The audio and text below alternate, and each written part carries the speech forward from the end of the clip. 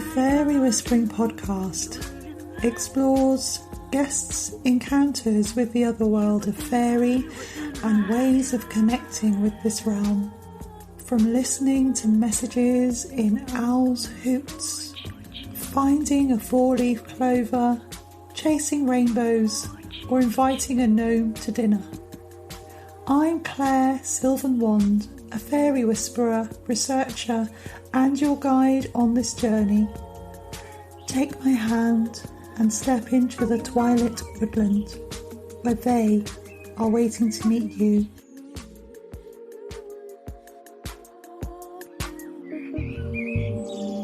Hello, welcome to the Fairy Whispering podcast. I'm Claire Sylvan Wand, and today I'm speaking with Paul Smith, who is an experiencer since childhood of the other world, and he's had some fairy experiences and other experiences. Before I introduce my guest for this episode, a reminder that you can follow the podcast on Instagram at fairy_whispering_podcast.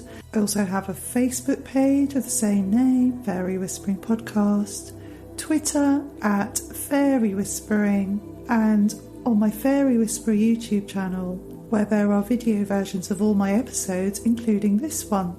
All show notes are available on the podcast blog at www.fairywhisperer.co.uk, and I spell fairy F-A-E-R-Y on my website. And if you're enjoying the podcast and want to support my work, please consider making a donation via my Fairy Whisperer Buy Me a Coffee page. Every donation helps me to keep the podcast going. Thank you. Thank you to Third Girl from the Left for allowing me to use their track Oxygen for the show theme music. Now on to my guest. Hello, Paul. Hello. Hey, whereabouts are you, Paul? I'm in a place called Stanford-le-Hope, which is in Essex, just outside of London. Okay, I've never been to Essex. It's on my list because I've got some ancestry there. Oh, right, okay. Yeah. It's not as bad as they paint it. there's some lovely green belt in Essex, some lovely natural spots. So it's like anywhere else, I suppose. It's a mixed bag. Yeah. Isn't there some forest there? Yeah, we've got Epping Forest, which is very famous. Yeah, Epping Forest. And as I say, I live near a place called Weald Country Park, which is really beautiful. Yeah. So there are all sorts of lovely places in Essex. I'll have to show you around sometime. Yeah, well, I'd like it. You know, when I come up that way, that'd be brilliant. Yeah. Yeah. I forgot where my relatives were from. They were from Takeley. Had some relatives in Takeley. I've never heard of that. Takeley. Is that near Colchester or Chelmsford or? Gosh, I don't know. No, I have no idea. I've not heard of that. Must be a very small place somewhere in Essex. Yeah, Dunmow. Oh, Great Dunmow. Yeah, that's going towards Chelmsford. So yeah, that's not too far from where I am. So yeah, it's kind of north of London near Stansted, I'm thinking. That sounds right. That sort of area. Yeah. Mm. So, Paul, where would you like to start with your experiences? Okay, so I moved. I was born in the east of London, but I moved to Brentwood with my family when I was about 2 or 3 years old. We moved into a very old terraced house in Brentwood, not far from Chelmsford. Yeah. To give that some background, these terraced houses down this road were built on farmland. And some of my experiences in that house I remember well, and some of them have been told to me because I was so young I've probably forgotten them. So they were told to me by my parents. So there were many strange encounters that I mainly had, but also my parents had one or two as well. So where to start with all this? I'll jump in with the fairies. So yes. I would see a little man who I've since been told is like one of the bog people that come from Holland. I think I'm Right. right in saying that. So this Okay. guy used to walk into my room. He was the same height as me, and at the time I was between sort of 4, 5, 6 years old. Yeah. He had very tanned skin. Mm, He wore a cap. He wore a leather apron, right. and he would just walk into the room, smile, and sort of stand there and stare at me. We never had any communication. But I would often see him walking on the landing or coming out of another room in the upstairs and walking into my room and just kind of looking at me, really. And perhaps a little bit more spectacular than that, if you like, was something else I experienced in my bedroom were these female fairies, and they were dressed very differently to the guy that I've just described. Yeah. So these female fairies Uh-huh. look like they came out of the Middle Ages. They had cone-shaped hats with veils pulled over their faces, Amazing. um, and their dress was very sort of medieval. Yeah. Now, they weren't very nice. They Oh. used to kind of encircle me in the middle of my bedroom Mm, and push me about a bit. I think they used to speak as well, but I can't really remember anything that was said because I was so young. okay. I just didn't like them, and I dreaded them coming out from under my bed. Mm, Now, at this point, some people that are listening to me talk about this might think, well, you were dreaming it, mm, and I've given this a lot of thought, yeah. and I'm 100% certain that this was not a dream. This was something that I was actually experiencing Mm, in my bedroom and in the upstairs of my house. Something else that happened as well was I would often go into my mum and dad's bedroom at night, and I would say, I've been talking to that lady in grey again. And evidently, this lady in grey used to stand at the foot of my bed, and we used to have conversations that I sadly don't remember. That's what's been told to me. But mm, my my parents, on at least two occasions, experienced in the middle of the night a woman standing at the foot of their bed, looking down on them as if to say, "What are you doing in my bed?" And hello? she was dressed in a maid's outfit. So these houses were built on very old farmland. I see. So that can we just go back to Sure. what you were talking about, the little man, because Mhm. that's pretty spectacular, Paul. It was, I know, and Um, I feel, when I'm sort yeah, of recalling all this, and I've told, yeah, one of the other people about this before, and you get very strange looks, obviously. But an interesting thing was I've seen, obviously because of these experiences mm, that I've watched one or two documentaries about fairies, and yeah, I watched one where this guy was talking about standing in a field in a very beautiful remote spot somewhere in this yes, country, yeah, and all of a sudden he heard it started to rain, but the sun was out, and he heard these voices and singing, and uh-huh, uh, and it was spectacular. And then he happened to look down to his feet, and he mm, saw these two little people. yeah, One was rolling up his shadow. mm, I think the other one was trying to nick his laces off his shoes or something like that. But the way he described them, they were identical to this guy that I saw in my bedroom. That's when my ears pricked up, because yeah, he that, described them as being a bit dirty looking, very mm, tan skin, mm, um, and pretty much the same as what I saw when I was in my house in Brentwood. So that yeah, kind of gave me some verification, if you like. yeah. I've seen that video that you're talking about because All right. it was from a documentary, wasn't it, by a Canadian documentary maker. I've forgotten his name. It's something called the Fairy Path.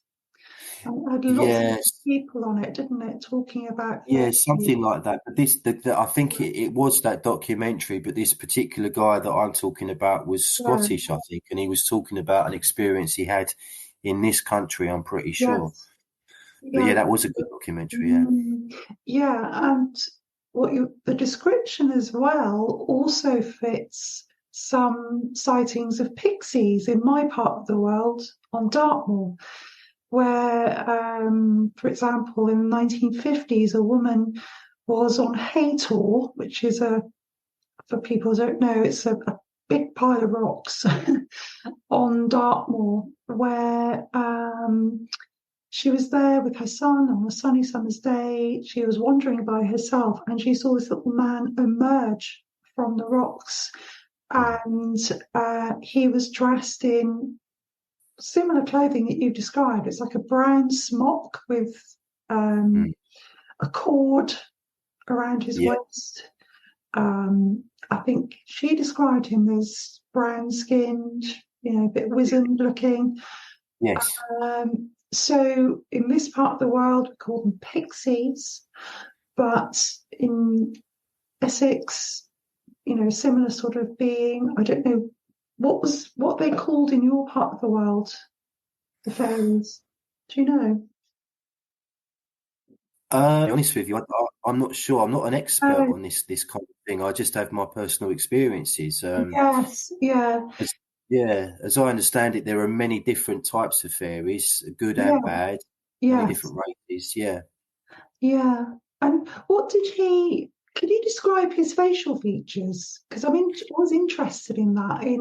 Like their eyes, were their eyes similar to ours, human Well, looking, or I never stood up close to him. He was the closest I can remember him being to me was about, I'd say, 8 foot away, perhaps. yeah, So he wore a cap. He was kind of tan skin. He mm, smiled. He looked dirty. Very specific features would, and I mm, mean, I'm going back over 40 years now as well, so I can't be too specific about his appearance, mm, other than what he was wearing and the colour of his skin. He wore a cap, etc. yeah, and the brown clothing as well, because on farms, people, in the old sort of pre-industrial times, Mm. people in farmhouses talked about the brownies, didn't they, that came in to help people in the farmhouses, and this idea of the brownies. So I'm wondering whether he could be a remnant of those spirits that were helping Yeah, farmers on the farmland. that would make a lot of sense. Definitely, I didn't know that, and that's Yeah, yeah, I've got goosebumps now. That's very, very interesting. yeah. So was he? He came across as a friendly spirit. Well, Yes. he wasn't unfriendly. I Right. remember him. He was always smiling. This guy, he was always smiling. So, and Mm, just trying to remember now. I don't ever remember being frightened by him at all, no. or feeling in any sort of danger. But it was different with the female fairies that I saw in my room. They were a um, different thing altogether, really. So were they human-like? I mean, what sort of size Yes. were they? Yeah. So they were very. Yeah, they were human-like, but as I say, they were. I remember them as being my height, and at the time, I would have been between sort of 4 and 6 years old. So Yeah. maybe kind of 2 to 3 foot tall. Okay. So like these little women, little Yeah, people. Yeah. And they yeah. were sort of. How many of them were there, Paul? Did you say? Um, I would say at any one time at least 6 or 7, quite Six a and few. seven.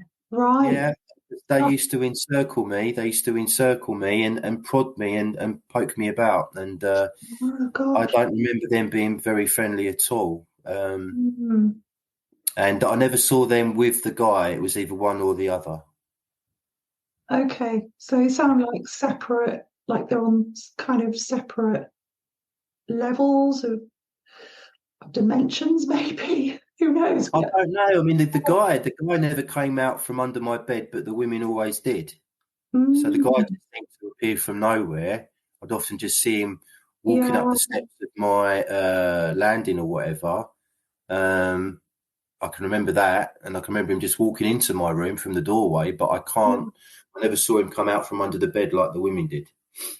So it's almost like, do you feel they did that to scare you? It sounds like that they wanted to unnerve you, these fairy women. It's hard. It's very hard to say. I've analysed it quite a lot in my mind. Yeah. For a very long time, I didn't give this a thought for decades. No, no, Not sure. long after it stopped, we moved house again when I was 7, Mm, um, and I don't think I really gave it any thought until about maybe 10 years ago when I had my second experience. okay. Um, so yeah, so yes, but I'm very, very, very glad and honoured that I did experience it, even though some of it wasn't nice.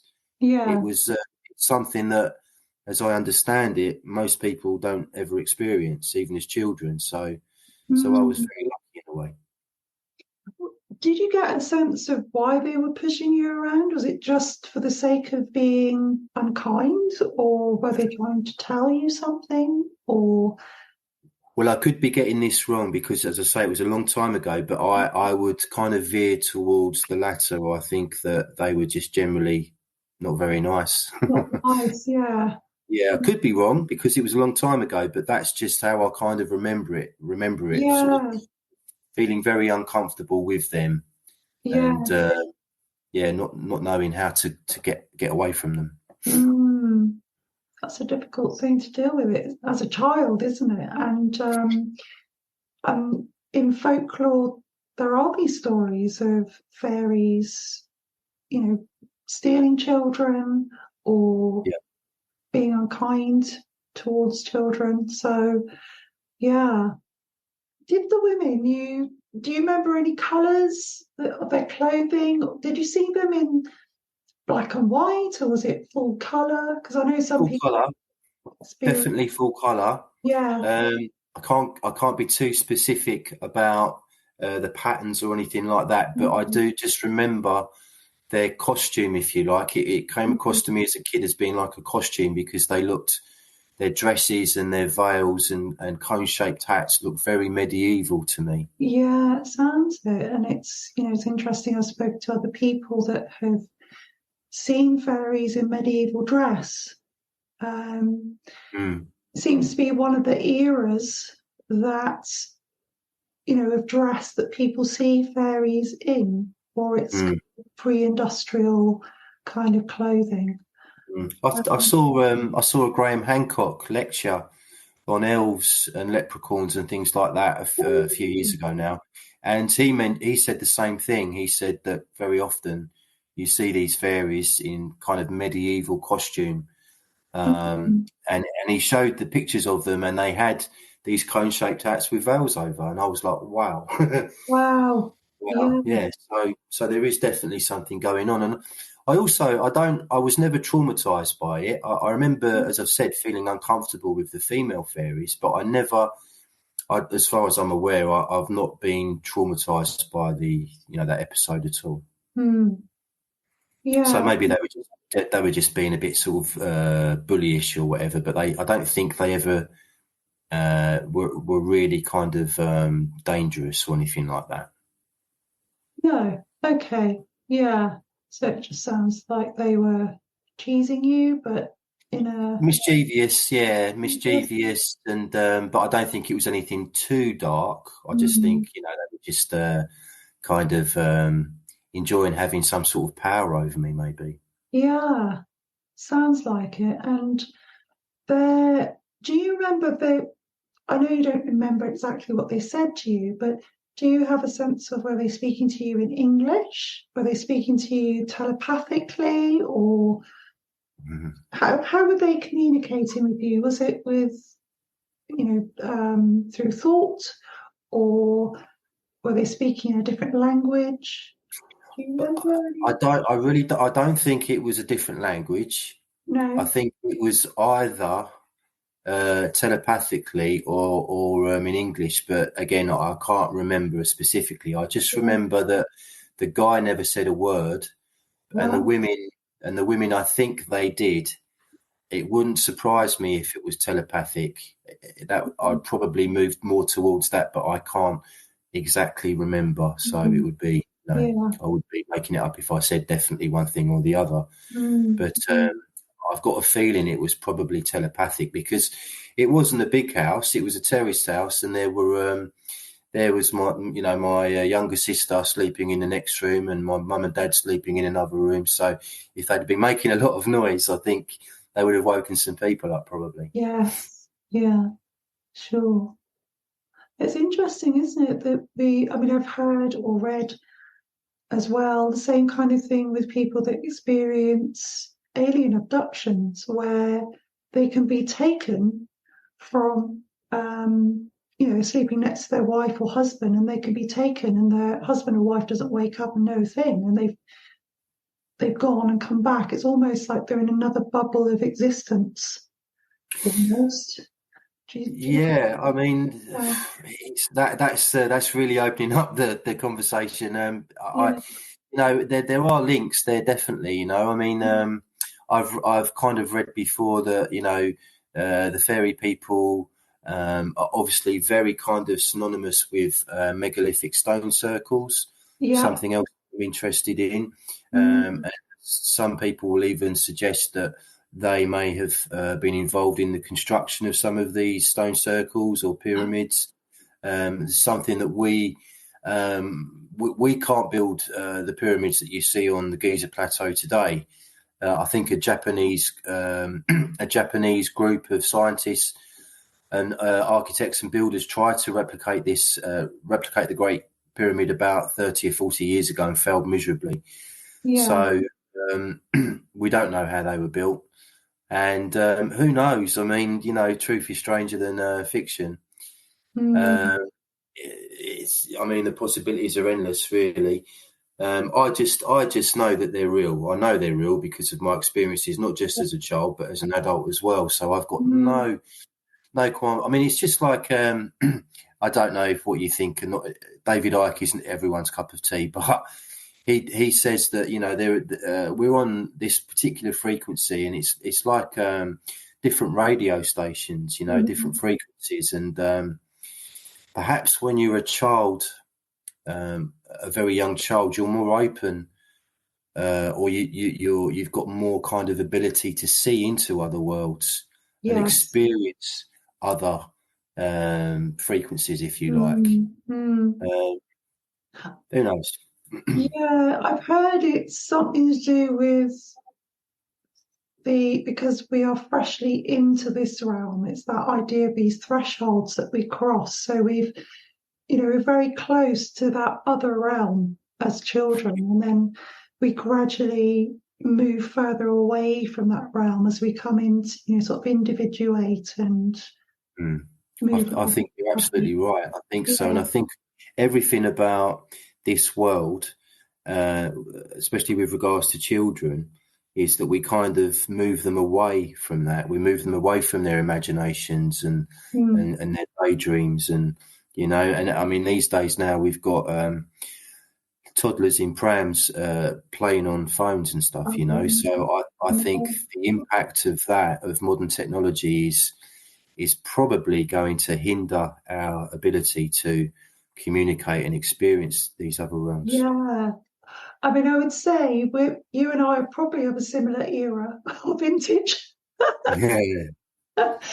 I grew up in the 70s and 80s, and obviously no home computers or access to internet. So, and I'm an artist, so anything that I wanted to find as a reference, I had to go to the library, or people would give me books, or I'd look at the books that my parents had, or I'd have to go outside into the garden if I wanted to draw a flower or something.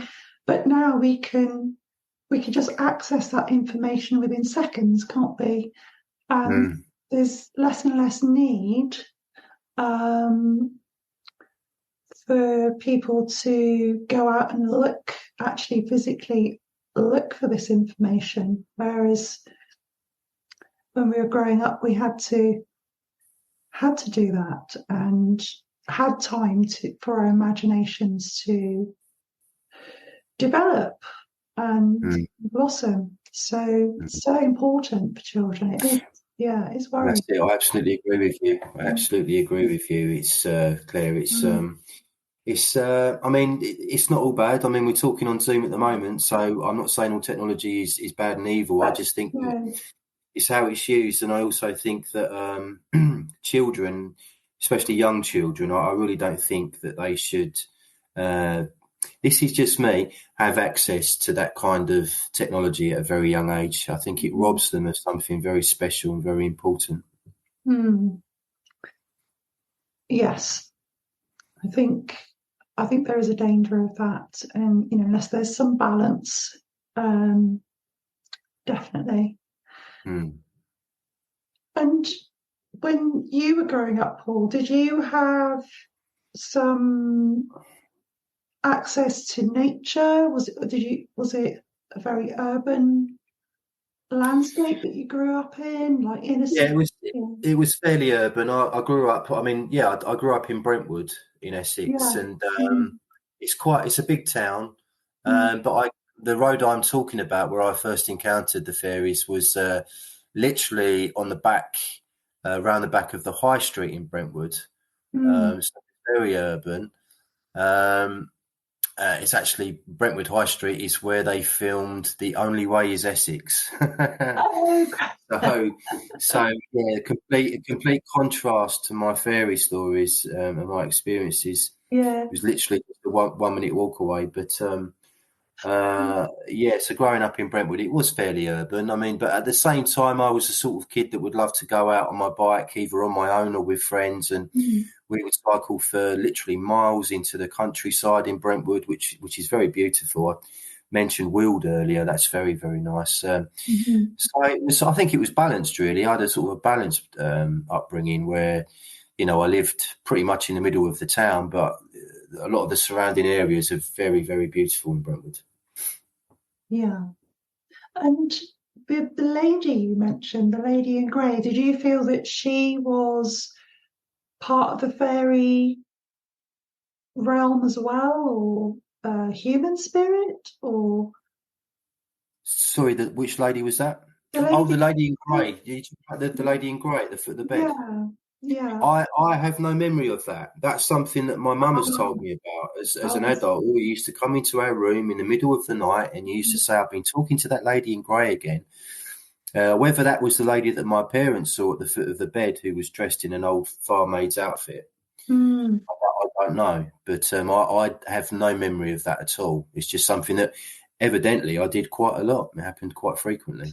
oh, isn't that interesting that you've got a farm maid there Mm. and this brownie type fairy, the bed Yeah. fairy? I mean, I can remember the female fairies. Their skin was quite dark as well, so Right. they could have been of the same race as the little guy. Yeah. But their what they were wearing was very different. They looked like they just come out of some sort of medieval ball, if you like, Oh, okay. Yeah. Whereas the guy looked like he looks a bit like a blacksmith or something. Oh, a blacksmith. Oh, I've got Well, chills. he had an apron, and Yeah. he was wearing an apron, and he looked very, like, as you said, kind of wizened and Mm, a bit dirty, like like he'd been working or something, or just hadn't had a right. bathroom. I don't know, but yeah, but so yeah, I guess you could say if you imagined like a very old blacksmith from, I don't know, a few hundred years ago, Yes. that would be what I was looking at. Only obviously this guy was probably no more than 3 foot tall. Yeah. And what was there? Did he look humanoid, or Yes. did he Yeah. have features about him that were different to us? For example, the classic, pointy ears, or Well, he was wearing a cap, so I don't remember seeing his ears or noticing his ears particularly. Um, uh, his teeth may have been golden, thinking about it, a bit yellow, thinking about it. He okay. was always smiling, as I say, and yes, but specific features, sort of 40 years on, are very difficult for me to Yes, sort of sure. remember. Yeah, appreciate that. So, where would you like to go to next? Is that everything you wanted to share about those experiences? Well, I had so that was the my childhood fairy experiences ended when I left that house to move Okay. a mile down the road. Mm. Excuse me, one moment. I'm just going to Yeah. 1 second. Back, yeah. So the next experience I had was about 9 or 10 years ago, and that was a very different experience, and it wasn't local to me at all. I was celebrating summer solstice at Avebury, Mm-hmm. and having a very good time. Had a couple of pints in the Red Lion pub. If you know Avebury, there's a Yeah, pub I right know. in the middle of the Stone Circle. Yeah, so had a Yeah. nice couple of pints of ale and was sitting out in the field with friends and stuff. And then it started to rain, unfortunately. So my car was parked right at the bottom of the Stone Circle. So Yeah. I thought I'm not going to get wet because I'm going to be out all night. So I'm going to go and sit in my car for a while until the rain has stopped. So that's exactly what I did. Mm-hmm. Um, so there I am sitting in my car, minding my own business. And this makes me this experience is obviously it's a lot more recent, and for me personally, it was absolutely magical, and my favourite, the best experience I ever had by a mile. Yeah. So I'm sitting in my car, minding my own business, and I just noticed in the corner of my eye something by my wing mirror on my driver's side. Yeah. So I've looked, and oh my god, I've seen a translucent little guy, no more than I don't know 8 inches tall, and Yeah. he is translucent. I can sort of see through him. He's in a vehicle which is flying past my car, Wow. very close to my car, no more than less than a foot away from my car, so very close. Yeah. And he's moving very slowly, and I'm just looking at this thinking, this is not happening. What this might be, what somebody's put something in my beer. And so I got very excited, and I tapped on my window to see Yeah. if he noticed or if he could hear me, and he did. And so as he's turned, he's looked at me, and Really? Wow. yeah, yes, he's looked right at me, and Yeah. I'm looking right at him, and I've put my index finger on the car window, and he's done the same. So we kind of touched fingers through the glass. Oh, He gave wow. me he gave me a really big happy smile, like Oh, as if to say, like, you can see me. Yeah, I yeah. think he was surprised that I could see him. And Yeah. we kind of touched fingers through the glass, and then he sort of turned away and kind of bobbed along and carried on, moving on. And I Mm-hmm. can't remember if I was aware at the time, but I know now that traditionally on summer solstice, fairies move from fort to fort, don't they? So Yeah. perhaps that's what this guy was doing. He was on the move, albeit very slowly from what I saw. Yeah. When he passed my car window, I kind of looked back and he'd gone. So he just Oh, came into my vision as he was like, literally right by my car window. mm, But that particular experience didn't end at that moment, because what okay. followed it was even more spectacular. By the way, before I do that, I should Yeah. say that it was you, I'm sure it was you, that Yeah. told me it was Boggarts, that he was a Bogart. No, No, right, okay, sorry, somebody else has told me this then. So okay. there is a race or a species or whatever you want to call it of fairies. They're called Boggarts, Oh, and yes. these are, I didn't know this at the time, and these are little fairies that Mm, move about in vehicles. Now there's a story, you can find it online, about these children that used to encounter these Boggarts, and they used and I think they even made a television program about it. I'm going back possibly to the 70s. mm. Uh, and the place begins with a W, and I've forgotten the name of the place, Oh, but it begins. yes, the Willerton gnomes. Very famous. Yes, Yes. that's the one. That's Yeah. the one. Mm. They were Bogarts. the children described these fairies as being in vehicles. Yeah. And that's exactly what I saw at Avebury. This little guy in, it looks a bit like, this is going to make you laugh, but it looks a little bit like a flying teapot. Oh, wow. Yeah, I don't know if it was literally, I don't know if that, but it just had that kind of shape, almost like a lamp, like a, what's it called? Yeah. The lamp, the genie. Oh, yeah. The genie. Yeah. The brass lamp that the genies. Yeah, a bit like that, with his kind of the upper half of his body sticking out at the top as he was driving it. So anyway, so I found out about those Boggarts. So that was some more kind of like, verification of what I'd experienced. But as he passed, Yeah. the next thing that happened was even more spectacular. So Right. that literally within a few seconds of that ending, no more than say 10 Mhm. seconds, if I remember it. Yeah. Yeah. I looked out. I'm at the bottom of the Avebury Stone Circle, parked up in my car. There's a small line of houses where I'm parked, Yeah. and I've looked out across the road. I think it's the Bath Road. I've looked out, and I've noticed there's like a hedge that's probably 12 foot tall, and there's just fields over the other side of it. And all of a sudden, I've seen like this kind of flickering image coming over the hedge. Yeah. And moving towards my car. Oh. And as it kind of got closer, the flickering slowed, and I started to be able to see these kind of 3D images. Oh, wow. And this happened 5 or 6, so I got 5 or 6 different images, one after the other. I only could make out the last 2 images that came at me. The penultimate one was just very, very, very weird. I'm not even sure I can tell you about it because it was bizarre. Oh, I'd love But to try and describe it. Okay. Well, I'll tell you what. I will tell you about that. But I'll tell you about the last image first. So the last image I saw.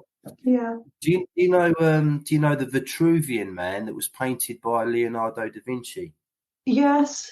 The man. The man with the arms outstretched and the legs outstretched, and that was Da Vinci's way, I think, of saying, man is made in the image of God, as above, so below.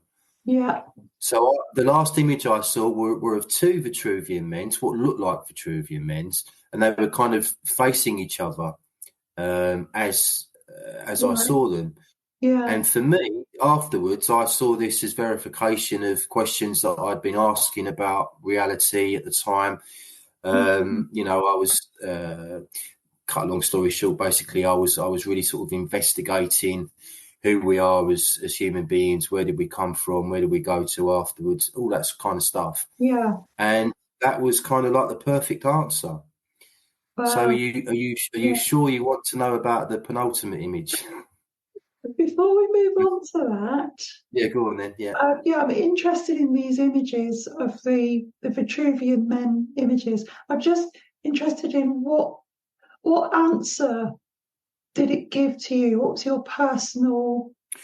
The man is made in the image. Man is made in the image of God. That's how I took it. That we were created by a superior being or a superior species of beings that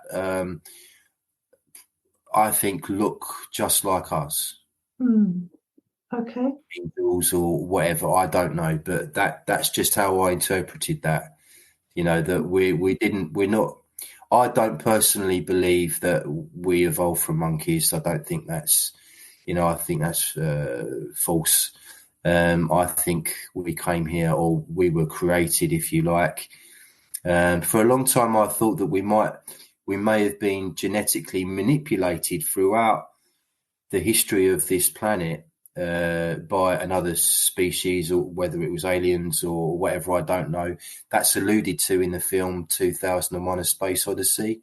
For a long time, I thought maybe there is something in the theory of evolution, and just along the way, something has kind of interfered with us and manipulated us genetically, and now we find ourselves as, the species that we are today, if you like. But who knows? At the end of the day, the last message I got, that the last image I got, that's how I interpreted it, was Yeah. that we're made in the image of God. Yeah. Okay. It's interesting that you've got all of these different levels of experience going on by the sounds of it, with this very sort of being from what we would term as the fairy realm. And then there's those possibly crossovers with extraterrestrials. Well, yeah, some people, as you kind of alluded to earlier in our conversation, you said that some people experience being abducted, Mm. and they're suggesting that it's actually the little people. And I saw another documentary that was based in Iceland, because Iceland has a rich tradition of fairy folklore. Yes. They take fairies very seriously, like the Irish do. Mm-hmm. And the interest, this I watched this documentary years after, quite recently. Mm-hmm. My experiences in Avebury, and there was a psychic, clairvoyant woman.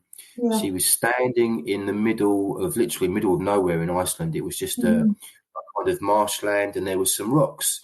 Yeah. And she stopped, and the camera crew stopped with her, and she said, I'm communicating with a little fairy. There are literally hundreds of fairies in those rocks now. They're gathered together. There is a fairy man who is giving a lecture to all the other fairies, and this was being communicated to her by this little fairy that was sitting towards the back, and she was saying that the fairies are communicating to each other with 3D images. Oh, right. Yes. And at that point, I fell off my chair. Wow. Because I was like, oh my God, that's what I saw. That's what I saw in Avebury. I saw the little Bogart man fly past my car, and then I saw these flickering images coming out from over this hedge towards my car, and I thought maybe that was his little present for me. Yeah. I don't know, but obviously, this that documentary and what the female psychic was saying about the 3D images, and that's how they communicate to each other, or how they are communicating to each other. It was like one big kind of fairy university within these rocks. Yes. And the guy was giving a lecture, but he was doing it not by talking, but by showing these images. Yeah.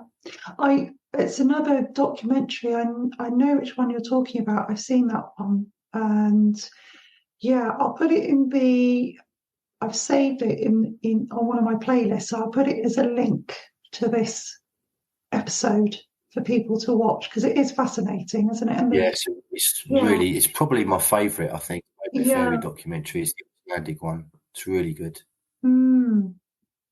Wow. So can you share the other two images, or are they?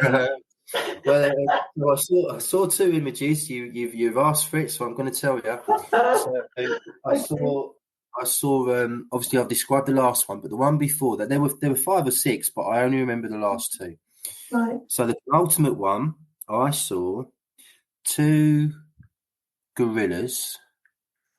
One gorilla had a keyboard built into its back, and the other gorilla was behind it playing that keyboard, and I'll put this in a polite way, making love to the other gorilla at the same time.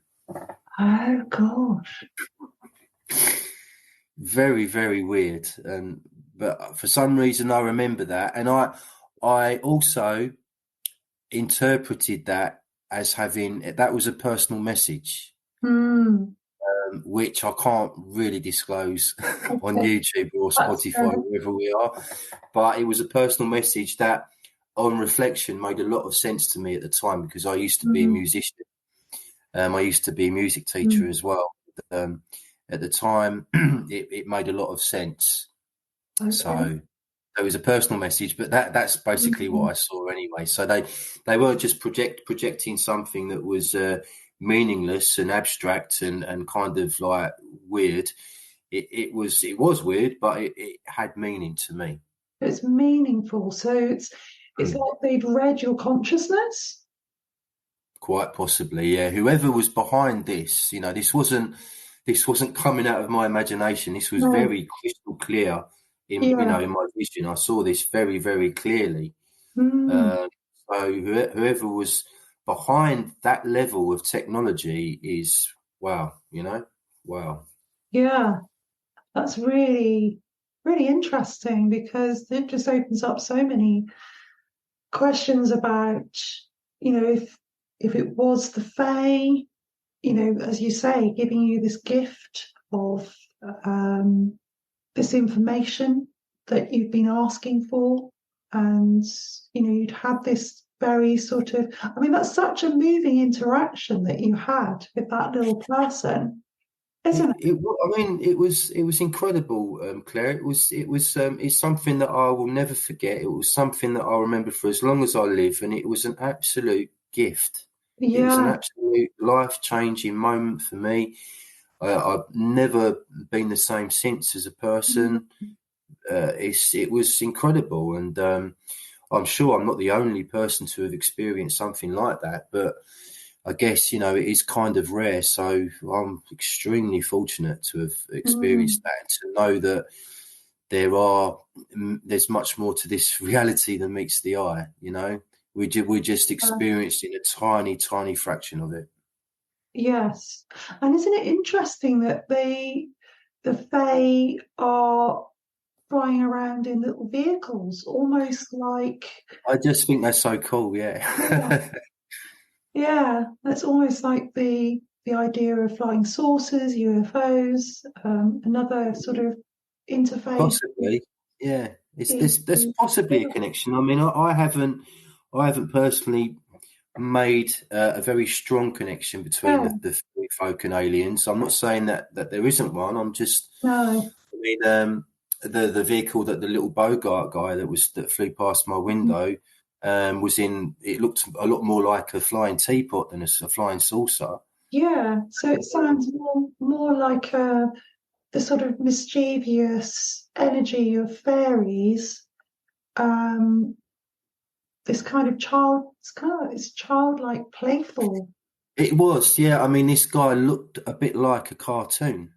I mean, he was real. I know he was real, and he was like a spirit. I Yeah. was seeing a spirit, but Mm. um, his actual features, if you like, were almost kind of cartoon-like. And so, for quite a while afterwards, I wondered, where did those Disney cartoons come from? Those Yeah. characters, like for example, Jiminy Cricket.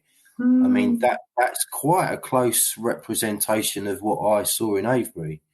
Okay. It's not too Yeah. far away at all. There's also, I should add, there's also, I don't know if you're a big music fan, but there's a big, there was a band in the 70s, a progressive rock band. Yeah. They were called Gong, Gong, Oh yeah. and Yeah. yeah, I'm a big fan. The lead singer, David Allen, who's Yeah. sadly passed away a few years ago, he experienced these. He had encounters with these beings quite regularly, and he described them as being in flying teapots. So, Right. So I'm getting chills because I have spoken to, to friends that, for example, had taken mushrooms, drunk a lot of mhm, mushroom tea, and then mhm. seen what they described as pixies. This particular person said that it was like pixies flying around in cups and saucers. Yep, exactly. Yeah. So yeah, I've have I had a similar not I no I've done similar substances and had Mm. similar kind of experiences, but not as kind of specific as the Bogart guy that I had in Avebury. I promise you, I only had 2 pints of beer that night, so that was not assisted in any way at all. No, Uh, no. but yeah, but I have. I've seen things move about in vehicles in the sky when I've been on substances in the past, but nothing as clear and as, sort of crystal clear as what I experienced in Avebury, and that was just, Yeah, that is amazing. What a special experience. Thank you for sharing that. It's a pleasure. It's a pleasure sharing it. I used to be quite embarrassed that I didn't talk about my fairy episodes as a kid until about maybe 10 years ago. Right. And I mentioned it at a family party once. I think, I just came out with it and got a few smiles and a few sniggers, as you do. But I'd really forgotten about it for quite a long time. And it was probably the Avebury experience that kind of triggered the memories of being a kid and experiencing what I did in Brentwood. So it's an absolute gift that you really, unless you've experienced something like that, you really can't appreciate it. It's very real, very real. It's not in any way, shape, or form a hallucination. No. You're seeing into another world, and that itself is a great privilege. Yeah, and I from my own experiences, I know it's a very heartfelt experience. It's something that you feel in your heart, feel physically, Yes. and like you say, it does change your perspective. It's a very mind-opening, perspective-changing experience of the world. I mean, when I was at university, my first sort of visual experience of a fairy, and I didn't have fairy encounters as a child. I had other strange experiences. But yeah, it was at university, and I feel that experience where I saw this little being sat in my rubber plant, or fig plant, they're also known as, next to my bed in the middle of the night. Just very briefly, this little figure sat in the plant. I think that was to do with my connection with the landscape. That's what I feel anyway, because I was in Wales, I was missing Devon, I was missing Dartmoor, which I'd grown up feeling very close to. And I was reaching for some connection to the landscape.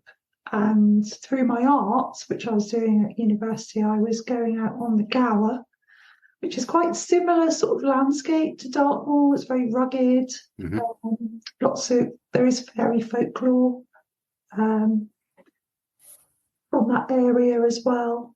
But I didn't know about that. I didn't know anything about the folklore in that part of the world.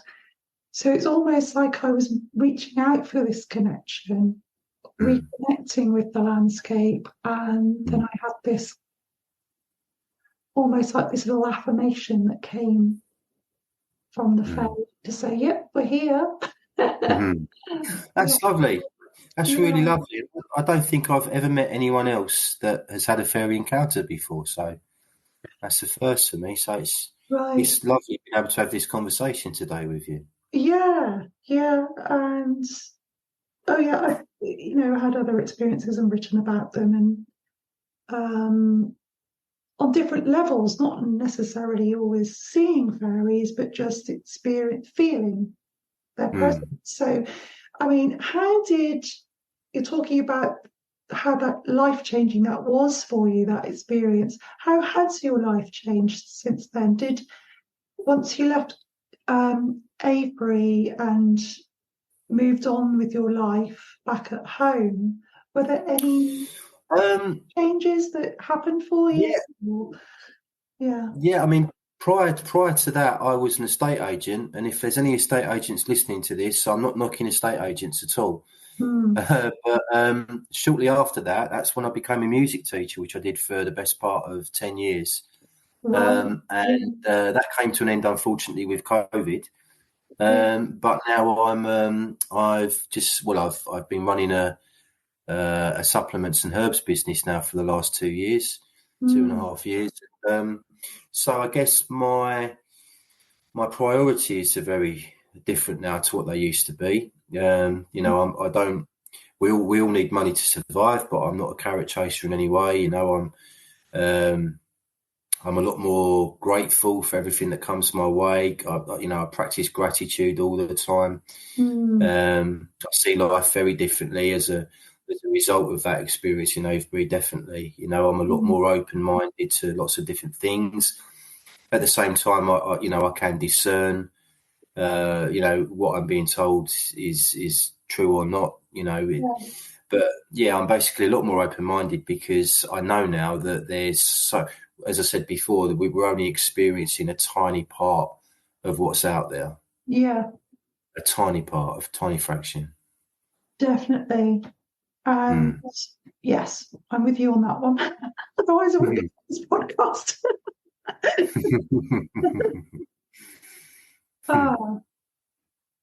Yeah, so that's quite a life change then, to go from very sort of mainstream job or career to stepping into something you're obviously passionate about, and then Yeah, and sort of also being responsible for myself as well, or being self-employed. Kind of. I think that's a big thing as well for me now. Is sort of carving out my own path in life. yeah, That's really how it's changed me. I would say more than anything else. That's where I am now, and I really, really hope that I have another fairy encounter, but it's not something you can conjure up. I know that. I mean, maybe I could have done that when I was 4 or 5 years old, as you just alluded to with your story, that I thought was very interesting and similar. But these days, we're kind of I'm sat in front of a computer screen for 8 or 9 hours every day. I'm making supplements, and I'm doing all sorts of different sort of clerical jobs and all sorts of different things. So I think your mind has to be in the right space to be able to kind of penetrate other worlds, if you like. And my life, as much as I love what I'm doing at the moment, it's full on. So maybe who knows? Maybe in the future I'll have another experience. If I do, I'll tell you about it. I'd love to hear about it, of course. And Yeah. you're welcome to come back on. And I mean, are there any sacred sites that you want to go to next year, Paul? Or is there anywhere Oh, on your list? millions. I mean, of all the places that I've been to so far, Glastonbury, that we started out talking about at the start of this video, that's probably my favourite place. Yeah. But there are literally, Great Britain is the capital of the world for stone circles and megaliths and all these things. So we're so blessed in this country, and I've only been to 2 or 3. So there are loads. So hopefully in the future I'll be visiting a few more. I'd love to go to Ireland as well. Oh, because yeah. in Ireland there's so many different stone circles, and the culture and the heritage over there for this type of thing is huge. So Ireland's definitely on my list of places to visit. But Glastonbury is just a very, very special, unique place where I've been there 3 times, and every time I've been there I've experienced really sort of light energies, and also the opposite. It can be a very dark place as well. Particularly, I found the Glastonbury tour, to be quite a dark place, dark energy there. But yeah, so I'm always keen to get back to Glastonbury. But yeah, there's so many places to go out and visit in this country if you're interested in megaliths and stone circles, and Yeah, we are lucky. There's quite a few on Dartmoor near where I live. Yes, I've been to Dartmoor once, but that was I was about 8 or 9 years old at the time, and I don't remember too much about it. But yeah, definitely Dartmoor is somewhere I'd love to go to. Love to go. Well, if Are you still close to Dartmoor now? Yeah, I'm only about 25-minute drive. Oh, lovely, Oh, lovely. I had a friend who went on his own, and he kind of stayed camping, wild camping in Dartmoor yeah. for 3 weeks. And he Wow. said it was one of the best things he ever did. He just loved it. And Mm, that's something that I would like to do, definitely. It's just a wild camp in Dartmoor for a while.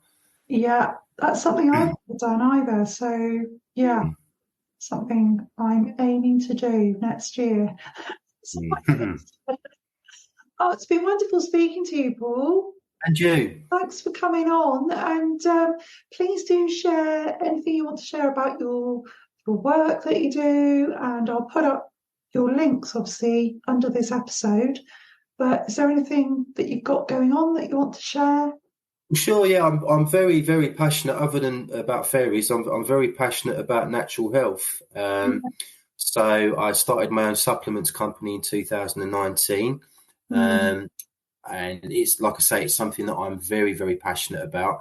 Mainly because I don't, looking at all the science literature out there, I don't believe that you can get all the essential nutrition that our bodies need just from food anymore because mm, of the decline in food production. The soil on our farmlands is so depleted now of nutrients because of mm, the way they farm and the sprays and all that kind of stuff. mm, So, and that's why if you look around you now, you'll see so many people with so many different autoimmune disorders and mm. all these things that we'd never heard of, as little as 40 years ago. There's Yeah. so many different ailments now, and so many people are suffering. So there are, my company focuses on on the core essential nutrients, things like magnesium, things like vitamin D, vitamin C, and K2, and iodine is a big one.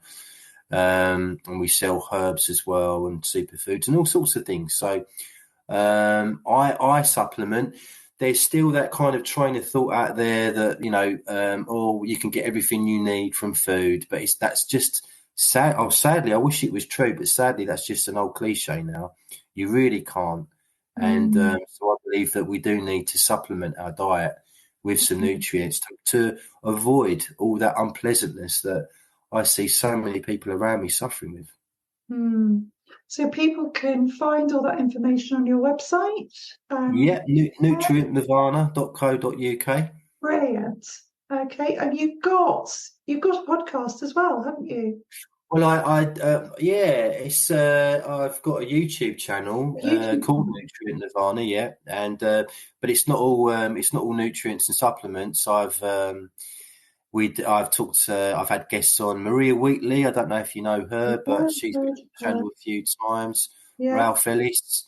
Ralph Ellis is the man who's discovered the historical Jesus. He's found him in the historical record.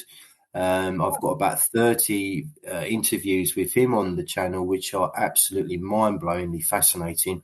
Oh, So I'm fantastic. really into ancient and biblical history, and Mm, there's a few fairy videos on there as well, and you'll find all sorts on there, basically. brilliant. I'll put all those links in the notes for this show. And Thank thank you. you. Thanks for your time talking to me today. It's been a really fascinating discussion and yeah, very thought provoking as well. So appreciate your time. Thank you, Paul. It's a pleasure. Thank you, Claire. Cheers. Take care. Have a Bye. great evening. You too. Bye for Bye. now. Bye. See ya. See ya. Welcome back. Thank you for listening to the end of the podcast. I hope you can take something away from this conversation. I'd love to hear your thoughts. You can contact me at claire@fairywhisperer.co.uk. I'd love to hear from you, or if you'd like to be a guest, please contact me as well on that email address. See you next time. Remember to keep your heart open and be the change.